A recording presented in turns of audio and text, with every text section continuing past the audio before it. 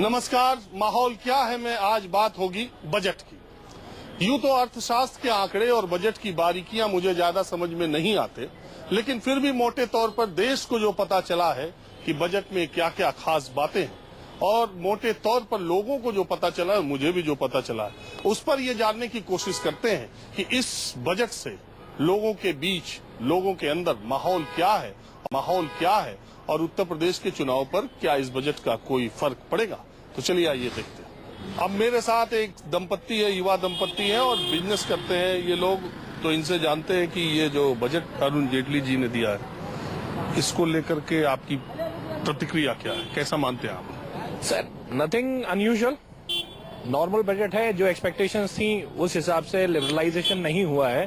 जो income tax slabs में इन liberalisation की जरूरत थी वो नहीं हुआ।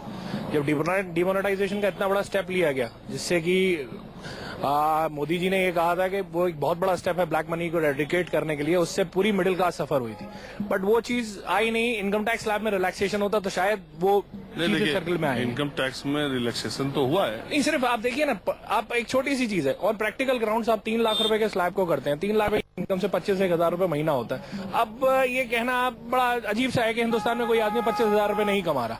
कमाई है, लोग कमा रहे हैं, तो उसको मेन फ्रेम में लाइए। टैक्सेशन को जितना आप इजी करेंगे उतना ज्यादा टैक्स देने के लिए आदमी बात। मेरा ये कहना है कि 50 लाख से 1 करोड़ जो लोग कमाते थे जी, वो भी 30% के स्लैब में थे। अब उनको 10% का सरचार्ज, 10% का उसमें सरचार्ज लगा है। 1 करोड़ के ऊपर वाले को 15% लगा है। बट बेसिकली आप देखिए कि वो परसेंटेज कितनी है वो इंडिया की, जो 50 लाख और 1 करोड़ के बीच में इनकम जनरेट कर रही है। मेन स्लैब जो आते हैं वो अप टू 50 लाख के आते हैं, वहां रिलैक्सेशन की जरूरत थी।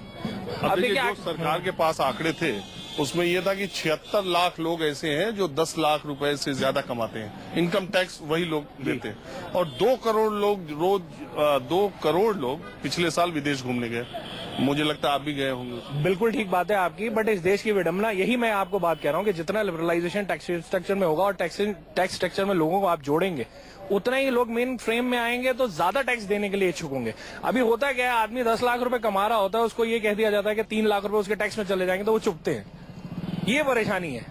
वो चीज को जितना जल्दी लिबरलाइज किया जाएगा उतना फास्ट अच्छा रहेगा। तो अभी ये कहा जा रहा है कि वित्त मंत्री ने कहा कि डीमोनेटाइजेशन जो हुआ है, जो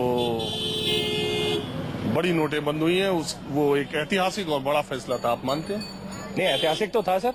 प्रॉज एंड कॉन्स अब आने वाले टाइम पे पता लगेंगे। अभी तक तो कोई बेनिफिट और नुकसान दिख नहीं रहा। नुकसान दिखाया अभी तक, तो बेनिफिट तो आया नहीं उसका कोई। मैडम, आपकी क्या राय है?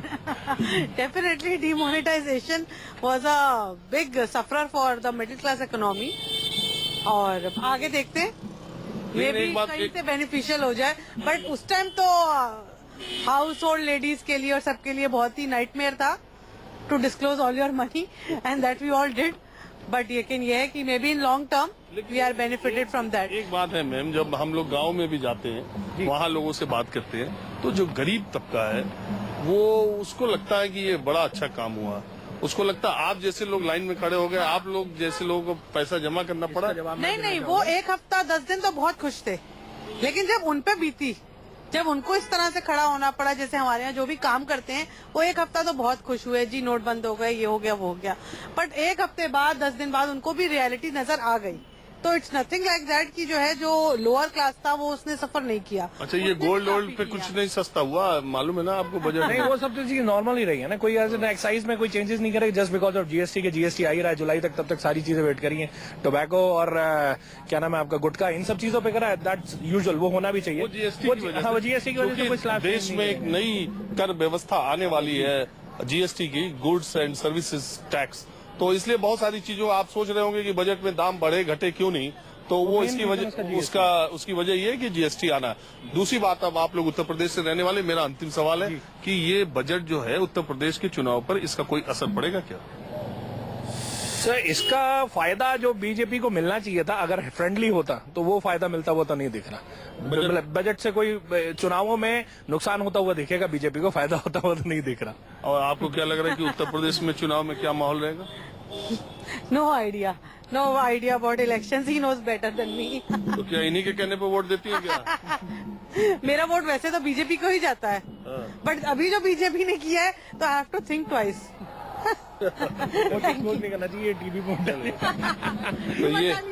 तो ये उत्तर प्रदेश के अलीगढ़ का परिवार है जो नोएडा में एक शादी में आया था। वित्त मंत्री ने बजट भाषण जब शुरू किया तो बताया वसंत पंचमी के पावन दिन वो बजट पेश कर रहे हैं और सबकी शुभकामनाएं भी। मैं भी बसंत पंचमी पर माहौल क्या है मैं आ चुका हूँ और देखिए बसंत पंचमी के मौके पर मेहंदी लगवाई जाती है। यहाँ भी एक परिवार के लोग हैं मेहंदी लगवा रहे हैं। तो इसी मौके पर बसंत पंचमी और बजट के मौके पर इस परिवार से बात करते हैं। आपने देखा बजट? आज ही मॉर्निंग में देखा था और बाद में उसकी हाईलाइट अपने मोबाइल पे मेरे आई थी। हाँ, आजकल तो टीवी देखने की जरूरत नहीं है, चलते फिरते सब समाचार। यस, टीवी हम रेगुलर देखते हैं, शाम को देखेंगे डिटेल में। तो आपको क्या लगा कि ये बजट आप ओवरऑल अच्छा है, लेकिन जो सर्विस क्लास और रिटायर्ड लोग हैं उनके लिए थोड़ा और बेनिफिट होता तो अच्छा होता है। तो मेरे समझ से तो 8% 8% है।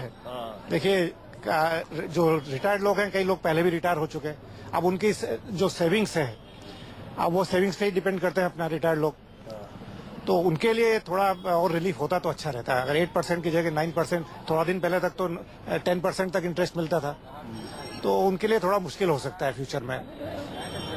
तो आप ये बताइए मुझे कि एक चीज जो स्लैब बढ़ाया 2.5 से 3 लाख किया, 3 से 5 लाख के बीच में 5% किया, उसको देख के आई थिंक सीनियर सिटीजन के लिए 5 लाख तक फ्री कर देना चाहिए था। 5 लाख तक टैक्स नहीं लगना चाहिए था सीनियर सिटीजन के लिए। हाँ? सीनियर सिटीजन के लिए 5 लाख तक टैक्स नहीं लगना चाहिए। मुझे आप बताइए, आप रिटायर्ड हैं? हाँ, मैं रिटायर्ड हूँ। कब से? 3 साल हो गए। लगता नहीं देखते ले लग रहा है। नहीं, मैं steel authority of India limited से 3 साल पहले रिटायर हो चुका था। बार बार आप कह रहे हैं ना कि जो पहले रिटायर हुए, मुझे लगा आप तो लग ही नहीं रहा कि रिटायर हो गए। देखिए, जब मैं रिटायर हुआ थोड़ा सा पैसा मिला, आज जो रिटायर होंगे उनको ज्यादा पैसा मिलेगा, है ना। अब सर्विस क्लास वाले के तो ये इनकम होती है, तो थोड़ा मुश्किल है। और 5 लाख तक फ्री कर देना चाहिए था सीनियर सिटीजन के लिए। अच्छा मैम, आप बताइए, आप भी वर्किंग है, आप भी रिटायर हो गई, तो आप ये बताइए कि आपको क्या लग रहा है, जेटली जी ने कंजूसी की या बढ़िया बजट है? बढ़िया तो नहीं कहेंगे। हमको थोड़ा जैसे उन्होंने अभी बताया कि रिटायर्ड लोगों को थोड़ा और बेनिफिट मिलना ही चाहिए, क्योंकि हम लोग तो सिर्फ इंटरेस्ट पे डिपेंडेंट है, तो मतलब अलग से कर देना चाहिए था। नॉर्मल जो उन्होंने इंटरेस्ट रेट किया है वो तो ठीक है, लेकिन सीनियर सिटीजन के लिए अलग से देना चाहिए था उनको कुछ स्पेशल तोहफा, सेपरेट स्लैब बनानी चाहिए थी इस तरह से। ठीक है, थोड़ा सा बेनिफिट मिला है, लेकिन उतना नहीं जितना हम लोग एक्सपेक्ट कर रहे थे और होना चाहिए, क्योंकि हम लोग टोटली डिपेंड करते हैं इंटरेस्ट पर ही, है ना। तो एक सीनियर सिटीजन दंपत्ति जो बिल्कुल युवा दंपत्ति की तरह बसंत पंचमी का आनंद ले रहा, उससे आपको मैंने मिलवाया, बजट के बारे में बताया। चलिए कहीं और चलते हैं। माहौल क्या है, अब मैं रियल एस्टेट का काम करने वाले कुछ लोगों के साथ हूँ। ये बहुत बड़े बिल्डर नहीं है, लेकिन यही वो लोग हैं जिन आमतौर पे जो प्रॉपर्टी की डील कराते रहते हैं, जो दो पक्षों को मिलाते हैं, जो प्रॉपर्टी बेचते हैं। एक बड़ी बात है कि आज वित्त मंत्री ने बजट में जो बात कही, उसमें एक मैं आपको साधारण तरीके से बात बता दूं कि अगर आप प्रॉपर्टी पहले खरीदते थे फिर रीसेल करते थे, तो आप 2-3 साल के बाद अगर बेचते थे तो उस पर कैपिटल गेन टैक्स लगता था, आपको टैक्स देना पड़ता था जितनी आपकी कमाई होती थी। अब वो घटा दिया गया, आप 2 साल के अंदर भी बेच सकते हैं, उस पर आपको टैक्स नहीं लगेगा।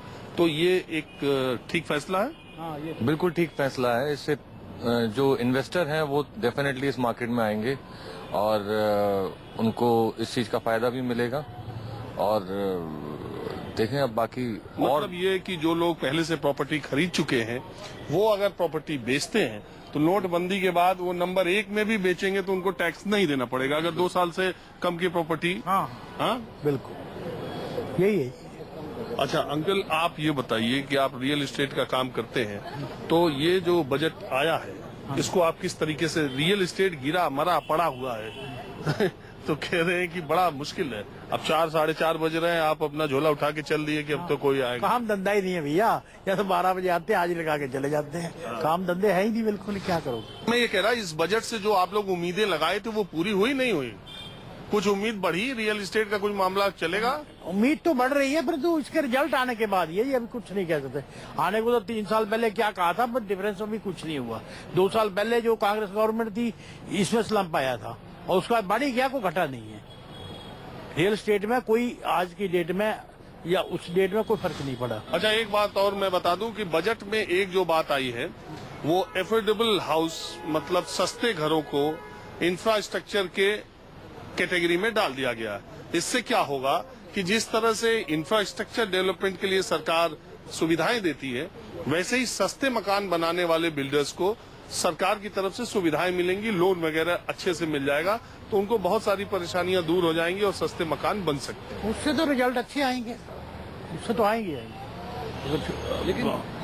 लेकिन उनके ऊपर भी कुछ ऐसा देखा जाए कि वो उसका ढंग से यूटिलाइजेशन कर रहे हैं कि नहीं कर रहे हैं, क्योंकि यहाँ पे कुछ चीज होने को तो हो जाती है, बाद में उसका मिसयूज आधे से ज्यादा होता है।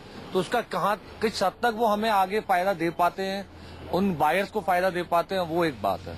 माहौल क्या है कि दर्शकों को एक बात और बजट की मैं बता दूं कि एफोर्डेबल हाउस यानी सस्ते घर उन घरों को कहे जाते थे महानगरों में जो 30 स्क्वायर फीट के होते थे और दूसरे शहरों में 60 स्क्वायर फीट के होते 60 स्क्वायर मीटर के होते थे।